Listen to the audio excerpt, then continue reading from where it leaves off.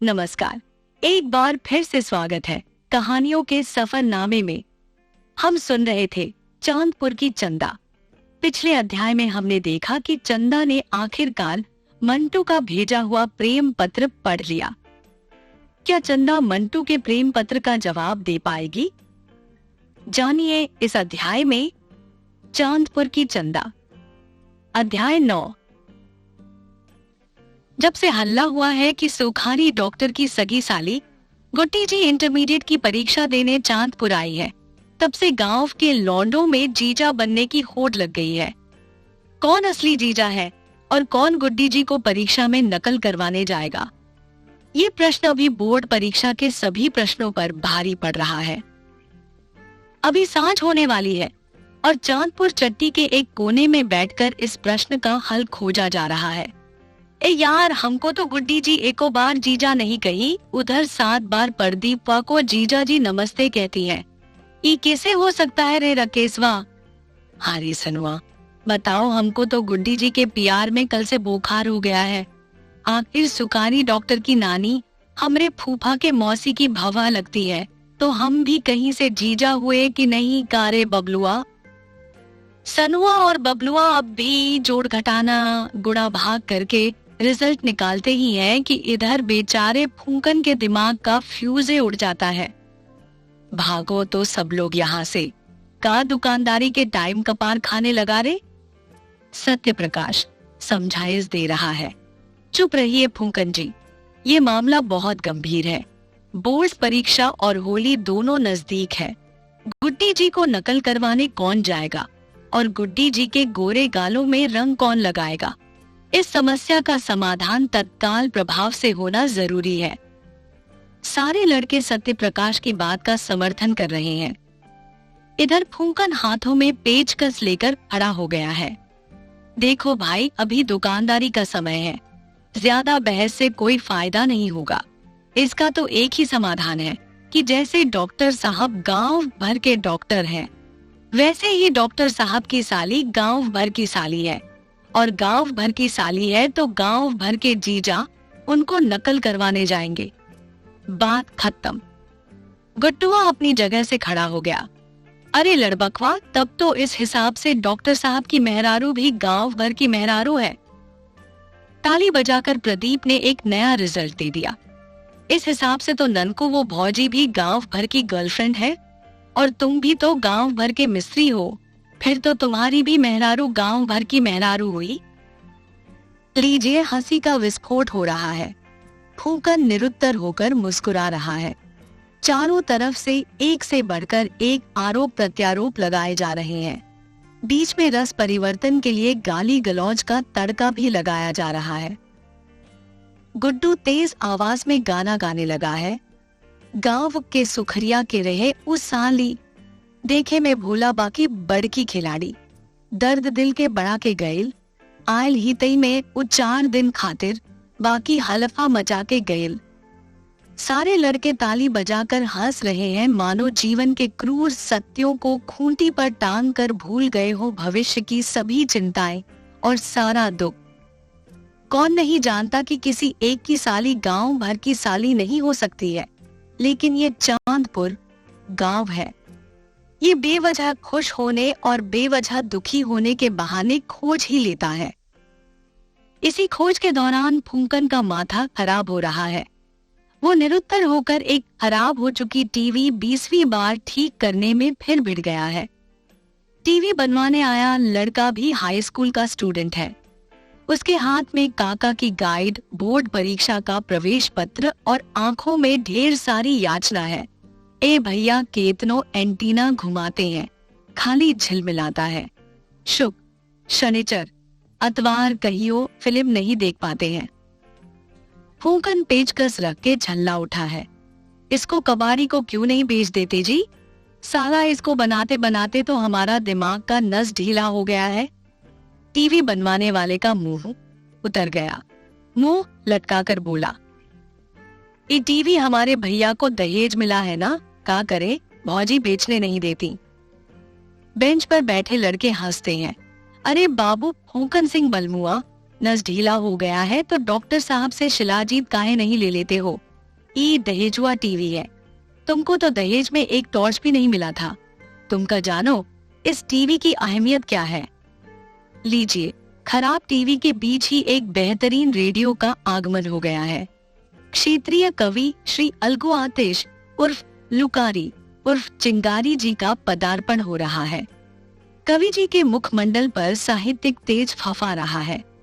कुर्ता, पजामा, झोला और चश्मा पर दृष्टिपात करते ही लग रहा है कि शायद रेडियो पर कोई गंभीर काव्य पाठ करके सीधे यही चले आ रहे हैं। इसकी पुष्टि उन्होंने आते ही कर दी है। हाँ सत्य प्रकाश जी, कल युवा वाणी कार्यक्रम में मैंने नौजवानों के नैतिक पतन पर एक काव्य पाठ किया है।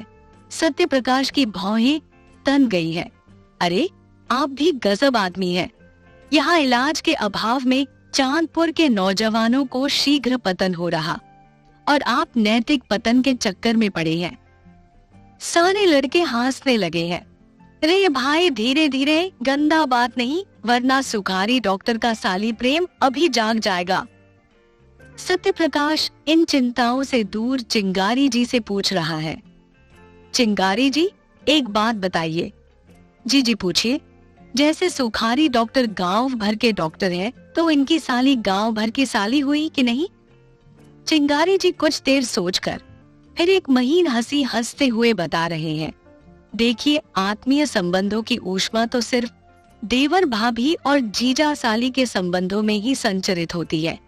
तथापि गुड्डी जी फागुन में चांदपुर पधारी है, तो उन पर सबका हक स्वाभाविक है। राकेश चिंगारी जी की बात सुनकर उत्साहित हो गया है। ए फूंकन, अब तो चिंगारी जी ने मोहर लगा दिया है। गांव की सार्वजनिक साली गुड्डी जी की कसम, आज से चांदपुर चट्टी पर केवल पगुआ बजेगा, पगुआ।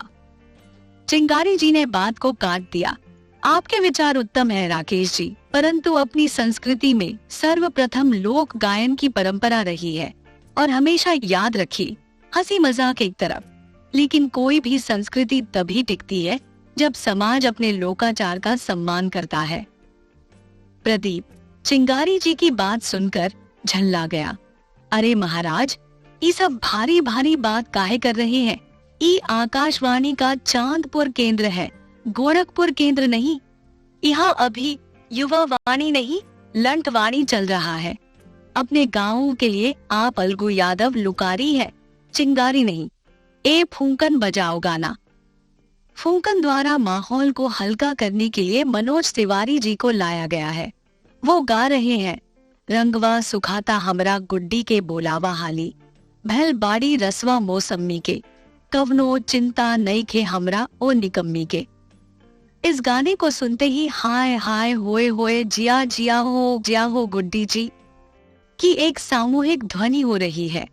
आसपास सड़क पर चल रहे लोग मुस्कुरा रहे हैं। राकेश आवाज तेज करके बता रहा है, एकदम सही बात है। गुड्डी जी मौसमी का रस ही नहीं, गुलगुलरी का फूल भी हो गई है। इधर सुखारी डॉक्टर का पारा गर्म हो रहा है। भरे फागुन में पसीने से भीग रहे हैं और क्लिनिक से तनतनाते हुए निकल आए हैं। ए आवारा, सब चुप रहो। क्या सब फालतू बातें हो रही हैं? तुम्हारी अपनी बहनें भी किसी की साली है और वो सब भी अपने अपने जीजा के घर जाती है। थोड़ा तमीज सीखो, तमीज। ए फूंकना, आवाज कम करो, हम मरीज देख रहे हैं और तुमको लंठे सूझ रहा है। बाप रे, डॉक्टर साहब तो सही में गरमा गए भाई। ए भाई, गुड्डी जी का कोई नाम नहीं लेगा, वरना डॉक्टर साहब अभी क्लिनिक बंद करके ननकू वो भौजी को इंजेक्शन लगाने चले जाएंगे। डॉक्टर साहब मजबूर होकर हंसने लगे हैं, लेकिन फूंकन उनकी मजबूरी क्यों समझे? उसे तो डॉक्टर साहब के गुस्से का हर नक्शा याद है। वो समझाता है, ए डॉक्टर साहब, अब फागुन में भाभी और साली सरहद से मजाक नहीं होगा तो किससे होगा? आपकी तरह सबका स्पेशल जुगाड़ थोड़े है। सुखारी डॉक्टर आत्मसमर्पण की मुद्रा में हाथ जोड़कर मरीज देखने लगे हैं। चिंगारी जी भोजपुरी फगुआ गीत सुनकर मन ही मन मुस्कुरा रहे हैं। फूंकन जी, गीत तो मधुर है, लेकिन इसके भाव अत्यंत ही अश्लील प्रतीत होते हैं। गुड्डू और राकेश चिंगारी जी पर झल्लाते हैं। बक महाराज, आप क्या चाहते हैं कि होली में हम लोग संतोषी माता की आरती बजाएं? आप गलत पार्टी में आ गए हैं। उस तरफ देखिए, झांझा बाबा खेदना की दुकान पर बैठकर कुछ मीटिंग कर रहे हैं। जाइए जाइए, बुजुर्गों की पार्टी में जाइए, लौंडों की पार्टी में आपका कोई काम नहीं है। अब सीधे रामलीला में आइएगा। हो गई न बेइज्जती। सुखारी डॉक्टर चिंगारी जी की तरफ देखकर आंखों से ही पूछ रहे हैं। चिंगारी जी ही हंसते हुए सड़क के उस पार खेदन की दुकान पर आ गए हैं। सड़क के इस पार का नजारा भी कुछ कम मनोहर नहीं है। आज खेदन की ये दुकान गांव के सीनियर सिटीजनों का सबसे बड़ा अड्डा है। यहाँ जीवन की अनबुझ पहेलियों पर माथापच्ची होती है।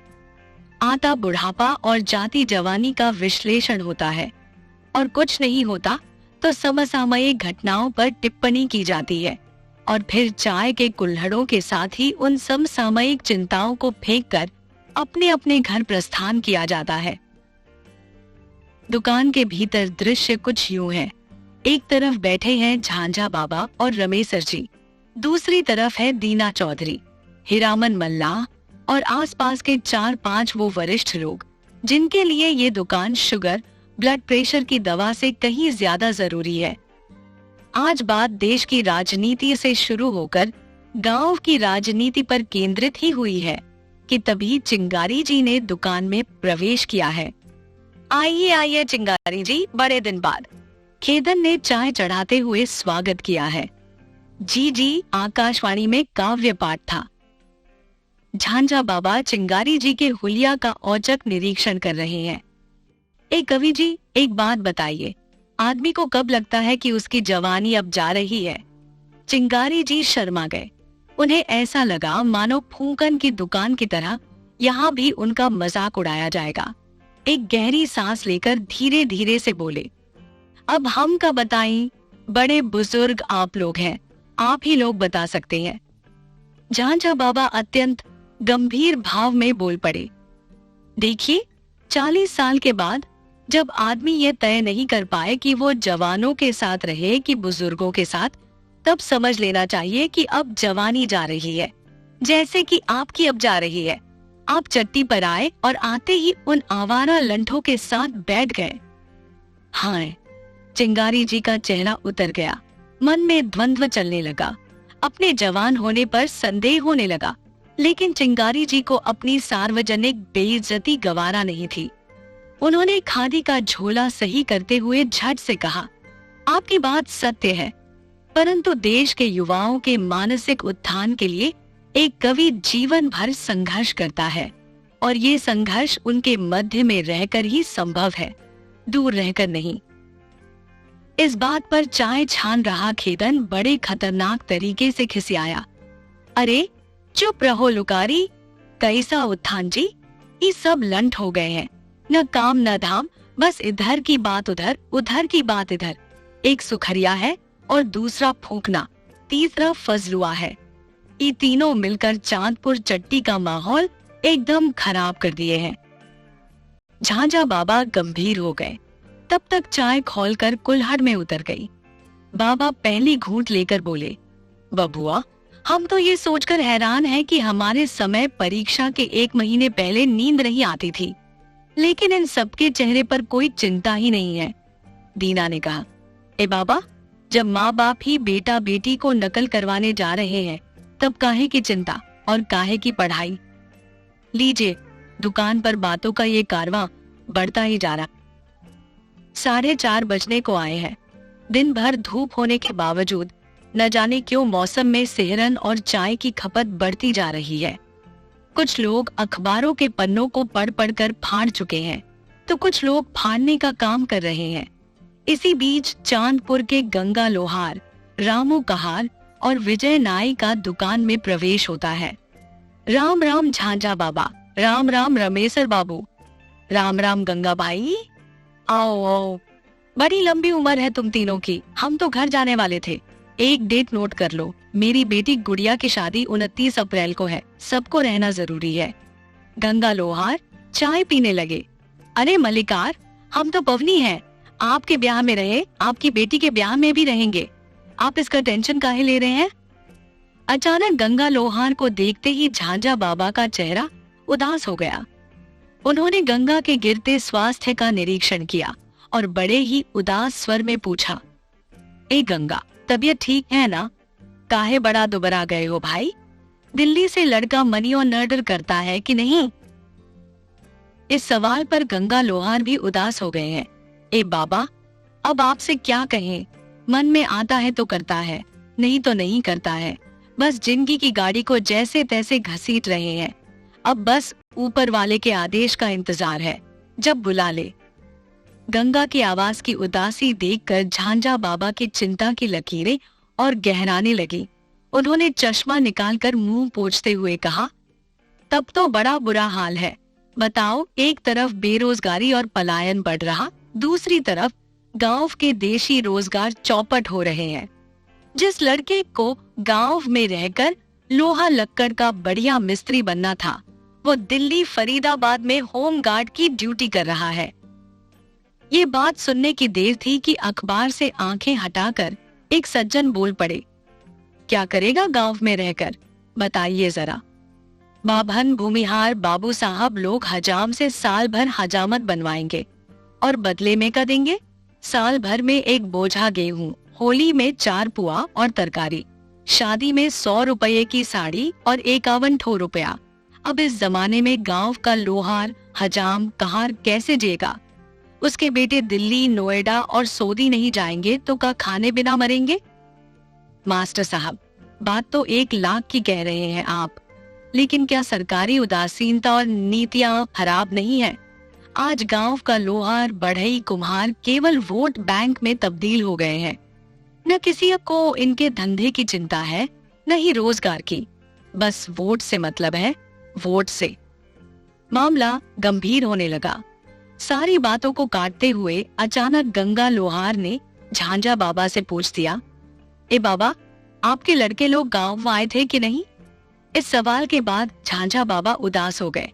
एक यही तो अनुत्तरित सा प्रश्न था, जिसके सामने झांझा बाबा बार बार निरुत्तर हो जाना चाहते हैं।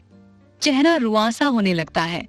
मौके की नजाकत समझकर रमेसर ने बात ही बदल दिया, ए गंगा, एक बार फिर सुन लो, 29 अप्रैल को कहीं नहीं जाना है। गंगा ने चाय पीते हुए कहा, ये रमेसर भाई, हमारा इतिहास उठाकर देख लो, और कहीं जबान खाली गई हो तो बताओ। इधर घड़ी ने 5 बजा दिया। उधर फूकन की दुकान पर होली के गीतों की आवाज तेज हो गई और सारी बहस साली को नकल कराने से अब साली को रंग लगाने के फायदे पर शिफ्ट हो गई। लेकिन तमाम बहसों के बावजूद गुड्डी जी का असली जीजा कौन है और नकल करवाने कौन जाएगा, इसका समाधान अब तक न हो सका। तब तक फूकन ने मनोज तिवारी से गियर बदलकर गोपाल राय की रुख रुक कर लिया। गाना बजाने लगा, जीजा जीजा कह के जियावत नइखे, और ही मुआवतिया हो का हो, हमरा भूजी के छोटकी बहिनिया सांचो, बड़ा तरसावतिया हो। लीजिए, सब लौंडे कोरस में कोरस मिलाकर गा रहे हैं, सुकारी बो के छोटकी बहिनिया सांचो, बड़ा तरसावतिया हो। इसी हो हल्ला के बीच अचानक सड़क पर एक चिर परिचित साइकिल का ब्रेक लगा। गाना सुनकर दुकान पर हल्ला कर रहे सारे लड़के शांत हो गए। उनकी आंखें चौड़ी हो गईं। ई कवन हीरो आ गया रे? राकेश अपनी जगह से उठ गया। धत्त ससुरा, ई तो अपना मंटुआ है। ई कैसा हुलिया बनाए हो जी, कौन पीट दिया तुमको? मंटू के चेहरे से थकान स्पष्ट हो रही है और लग रहा है कि आज उसने साइकिल कुछ ज्यादा ही चला दिया है। राकेश खिसिया उठा, गजब आदमी हो तुम। चांदपुर घाट से लेकर सरयू पार चकविलियम तक खोज मारे, खोजते खोजते पागल हो गए। कहाँ गायब थे यार? मंटू ने सांस पर नियंत्रण करते हुए कहा, यार क्या बताए, आज तनिक स्कूल चले गए थे। मनोहर मास्टर से कुछ जरूरी काम था। राकेश मुस्कुरा उठा, ठीक है राजा, खूब छिपा लो, जिस दिन फंस जाओगे उस दिन पार घाट हम ही लगाएंगे। सत्य प्रकाश ने मंटू को एक नई जानकारी दी। मंटू, तुम्हारे मौसा खेदन के चाय की दुकान पर ही बैठे हैं, देख लिए तो बवाल होगा, इधर छिपकर बैठ जाओ। मौसा का नाम सुनते ही मंटू की सांसें ऊपर नीचे होने लगी। लेकिन कुछ लड़कों को ने अपना अपना सामंजस्य इसका लिया और मंटू को बैठा लिया। मंटू को अपने बीच में पाकर फूकन को जोश आ गया। रे मंटू, होली में गाना नहीं भरवाओगे क्या? अरे गुड्डी जी परीक्षा देने गांव में आई हैं, एक दिन छत पर बजाकर जोगिरा सुना दो भाई। कौन गुड्डी जी? मंटू की आंखें चौड़ी हो गईं। यार तुम कहाँ रहते हो भाई? यहाँ 2 घंटा से उसी पर मीटिंग चल रहा कि डॉक्टर साहब की साली गांव भर की साली है कि नहीं। मंटू हंसने लगा। एकदम है, इसमें कोई शक सुबह थोड़े है। सत्य प्रकाश ने उत्तेजित होकर पूछा, तब बताओ साली जी को रंग लगाओगे ना? मंटू मुस्कुराते हुए इधर उधर देखने लगा। वो कैसे कहे कि वो किससे रंग लगाना चाहता है, किसके साथ होली मनाना चाहता है? उसके दिल में जो अबीर गुलाल उड़ रहा है उस पर किसका हक है? मंटू न जाने कहाँ खो गया। अचानक होश आया तो उसे गुस्सा आ गया। ए यार फूंकन, एक बार राजा हिंदुस्तानी नहीं तो सिर्फ तुम वाला गाना बजा दो यार। ये कहा इस मौका गुड्डू रंगीलवा का फूहड़ गाना बजा रहे हो। सुखारी डॉक्टर क्लिनिक से फिर बोले, अरे इन आवारों को समझाओ मंटू, जब मरीजों के आने का समय हुआ तभी सब गुड्डू रंगीला का गाना सुन रहे हैं। फूकन ने झट से कैसेट बदल दिया। लीजिए राजा हिंदुस्तानी हाजिर है। आए हो मेरी जिंदगी में तुम बहार बनके, मेरे दिल में यूं ही रहना तुम प्यार प्यार बनके। गाने की लय बदल गई। इधर लड़कों की बातचीत की लय भी बदल गई। हंसी मजाक का माहौल अब थोड़ा व्यवस्थित होने लगा। सबको अपने अपने घर की याद सताने लगी। इसी बीच सड़क पार खेदन की दुकान पर एक अलग ही नजारा शुरू हो गया। जैसे गांव में हाथी आने पर बच्चों में कौतूहल होता है, माहौल कुछ ऐसा ही बन गया। युवा नेता डब्ल्यू जी के साथ 4-5 अजनबी लड़के खड़े होकर सिगरेट पी रहे थे। सबकी आंखों में यही सवाल तैर रहा था कि ये लोग कौन है।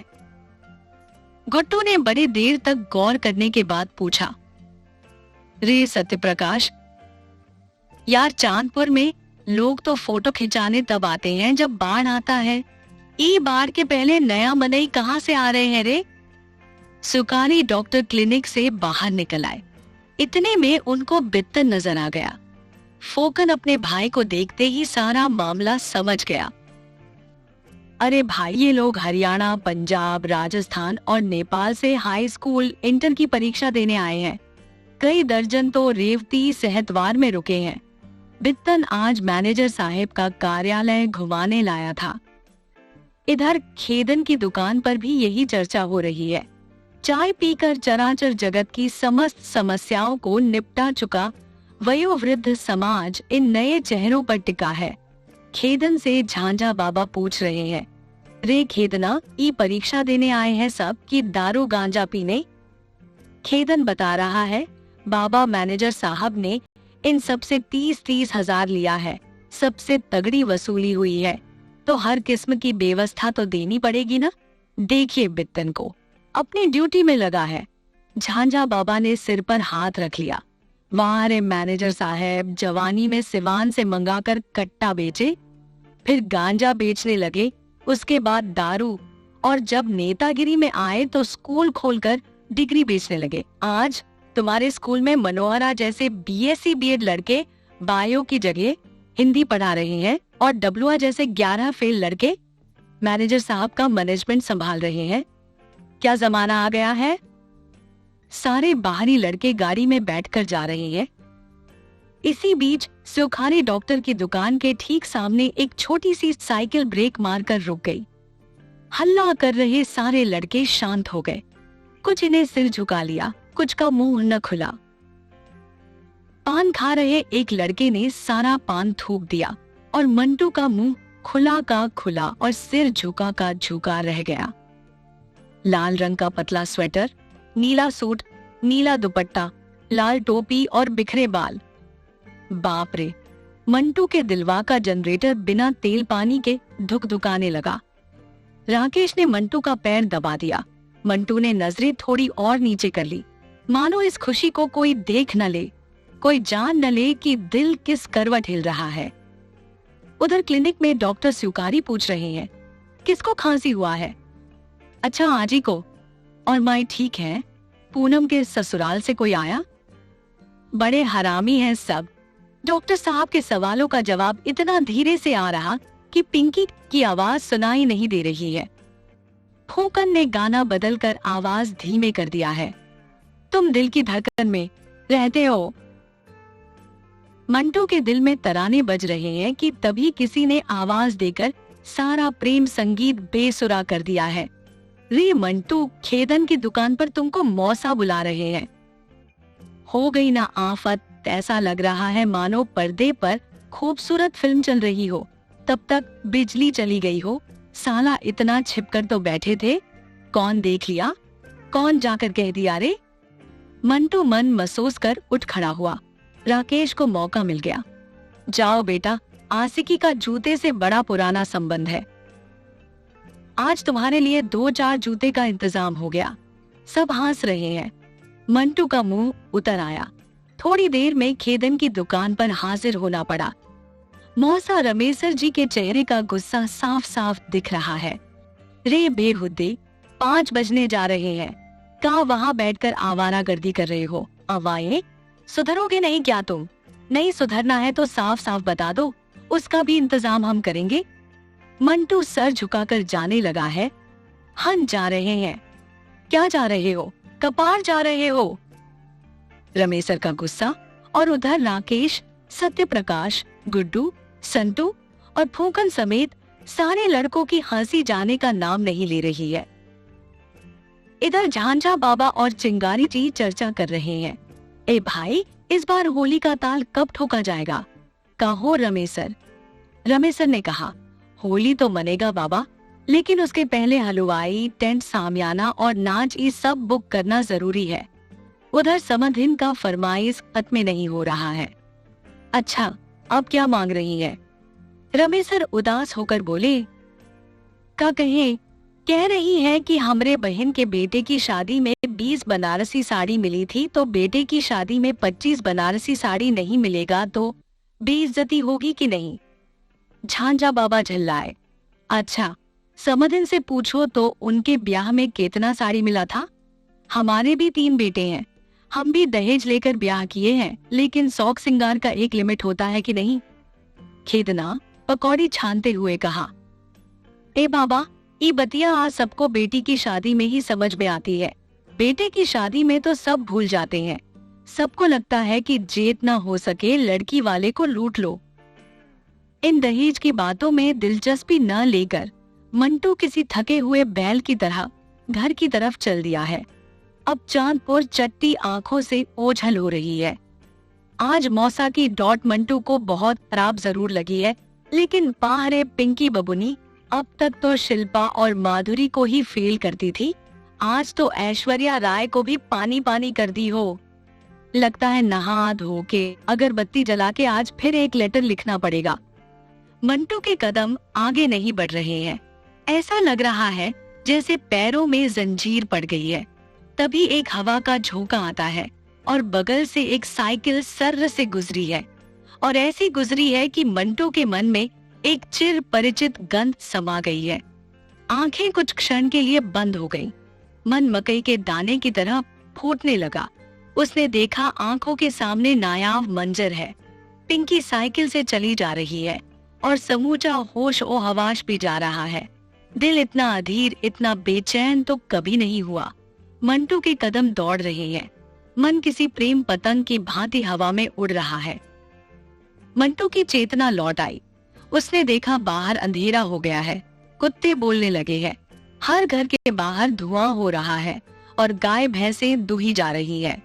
मंटू घर आ गया, लेकिन दिल दिमाग अभी स्कूल और स्वीकारी की दुकान से आने को तैयार नहीं है। तभी उसे याद आया कि आज स्कूल की कॉपी में सविता ने कुछ दिया है। कहीं पिंकी ने लव लेटर पढ़ तो नहीं दिया, कहीं उसका जवाब तो नहीं लिख दिया। मन करता है अभी जाकर देखे, लेकिन कोई देख लिया तो।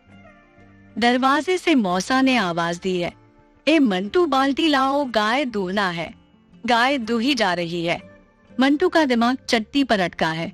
आखिर जवाब देना होता तो पिंकी ने 2 महीने पहले ही दे दिया होता। कॉपी में होता तो सविता मुस्कुराई तो होती, कुछ कहा भी तो होता, लेकिन उसने बस यूं ही थमा दिया। दूध दुहकर आंगन में आ गया। गुड़िया चाय ले आई है।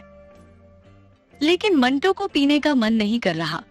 उसे तो बेचैनी है कि झोला खोलकर एक बार देख ले कि सविता ने बस कॉपी ही वापस किया है या उसमें कुछ और भी है। लेकिन देखता है कि हमेशा हंसकर बोलने वाली गुड़िया शादी का दिन तय हो जाने के बाद उदास हो गई है। आते ही कारे आवारा कहने वाली गुड़िया ने आज कुछ नहीं कहा है। मौसी का चेहरा भी न जाने क्यों उतरा रहता है। जिस दिन से गुड़िया की शादी तय हुई है, रोज रात को उसको पकड़कर रोने लगती है। मौसा भी घर कम ही आ रहे हैं। मंटू भी चुप है, क्या बोले। गुड़िया की विदाई के समय क्या होगा भगवान जाने। रात के 10 बज गए। मंटू के कमरे में मोमबत्ती जल रही है। उसका प्रकाश दीपक और आरती के ऊपर पड़ रहा है। कैसेट के रैपर, कपड़े, कॉपी, किताब सब बिखरे पड़े हैं। दिल बल्लियों उछल रहा है। हाथ बस्ते में समाकर कॉपी में कुछ खोज रही है, लेकिन कुछ तो नहीं है। चिट्ठी होती तो ऊपर से ही समझ में आ जाता ना। लेकिन ये क्या, जमीन पर एक पन्ना बिखर गया। बाप रे, कितना दिमाग रखी है लड़की। वाह रे, हैंडराइटिंग क्या लिख दिया रे। मंटू की हृदय गति रुक रही है। वर्षों से प्रेम के सूखे आंगन में आज बारिश हो रही है। मंटू की आंखें उन बूंदों के आगे बिछ गई है। प्यारे मंटू, आज दिल की कलम से प्यार के कागज पर तुम्हारे मोहब्बत का दिया जलाकर लिख रही हूँ। समझ में नहीं आ रहा कैसे कहूँ कि मेरे पास दिल भी है और कान भी। कैसे कहूँ कि खामोशी भी कभी कभी लाउड स्पीकर से ज्यादा तेज आवाज करती है। हमारी खामोशी को हमारा इनकार मत समझो। हम जानते हैं तुम्हारे छत पर बजता एक एक गाना मेरे लिए ही तो बजता है। मेरे लिए ही तो तुम मौसा के पॉकेट से पैसा चुराकर फूंकन की दुकान से गाना भरवाते हो और फिर घर आकर मेरे लिए ही मौसा से मार खाते हो। लेकिन क्या करोगे, हम लड़की है ना। चाचा, माई और आजी का मुंह देखकर बहुत कुछ सोचना पड़ता है बबुआ।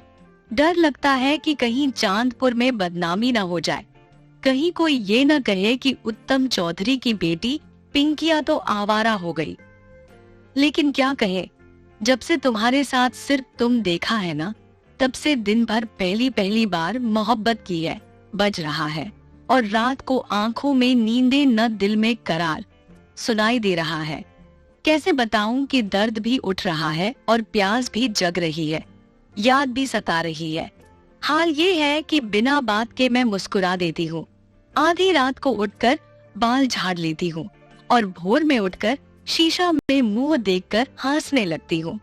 तब तक चाची डांट देती है, रे पिंकिया, जल्दी से चूल्हा जरा। ए मंटू, सिर्फ तुम्हारा ही नहीं, हमारे इश्क का भी सारा मीठा सपना चौकी, बेलन और झाड़ू पोछा में खत्म हो जाता है। तब दिल कहता है कि सपने में जीना छोड़ दो पिंकी। तुम सिर्फ तुम की आरती नहीं हो, न ही मंटू दीपक है, न तुम नैनीताल में रहती हो, न ही वो केरल रहता है। ये तो चांदपुर गांव है। यहाँ ज्यादा शाहरुख काजोल बनने की जरूरत नहीं है। यहाँ हर टोले में 1 दर्जन अमरीश पुरी घूम रहे हैं जो काजोल का ब्याह कादर खान से करवा देंगे। कोई नहीं जानता है। इसीलिए ए मंटू, प्यार मोहब्बत ठीक है, लेकिन हम चाहते हैं कि तुम सबसे पहले अपनी पढ़ाई पर ध्यान दो। जितना अगरबत्ती तुम मेरे लिए जलाते हो, उसका आधा अगरबत्ती भी सरस्वती जी के सामने जला लोगे तो क्लास में कभी मनोहर सर के सामने सिर झुकाने की नौबत नहीं आएगी। आज हम इसलिए खुश नहीं हो सकते कि तुम बहुत ध्यान से मेरी खूबसूरती देखते हो। हम खुश उस दिन होंगे जिस दिन तुम इतने ही ध्यान से किताब देखने लगोगे। उस दिन तुम पर गर्व होगा कि चलो, जिस लड़के से मैं इतना प्रेम करती हूँ वो मेरी क्लास का सबसे तेज लड़का है। लेकिन बताओ जरा, ये कितने शर्म की बात है कि तुमको तो आज तक अपने नाम का मतलब नहीं पता है। जानते हो, उस दिन क्लास में सबसे ज्यादा कौन दुखी था? हम दुखी थे। हम इतने दुखी कि तुम्हारी तरफ देखने का भी मन नहीं हुआ। अब तक सोचकर गुस्सा आता है। अब तक छोड़ो, जाने दो। जानते हो, हम कल भोर में सपना देख रहे थे कि हमारा और तुम्हारा बोर्ड का परीक्षा एक के कमरा में पड़ा है। और पता है उस कमरे में क्या हुआ है? ना ना, नहीं बताऊंगी। कहने में बहुत ही लाज लग रहा है। जा रही हूँ, मसाला पीसना है, फिर गाय के लिए भात बनाना है, बर्तन धोकर रात को पढ़ाई भी करनी है। अब परीक्षा में भेंट होगा। अपना ख्याल रखना। I love you too Mantu. आवारा की तरह घूमना मत, लायक बेटा की तरह पढ़ाई करना, वरना सब लव लेटर जाना बंद हो जाएगा। तुम्हारी चांदपुर की चंदा। लो जी, हो गई शुरू मंटू और चंदा की प्रेम कहानी। यहाँ तक कहानी पसंद आई हो तो लाइक करें और आगे की कहानी में बने रहने के लिए हमारे चैनल को सब्सक्राइब करें। मिलते हैं अगले भाग में।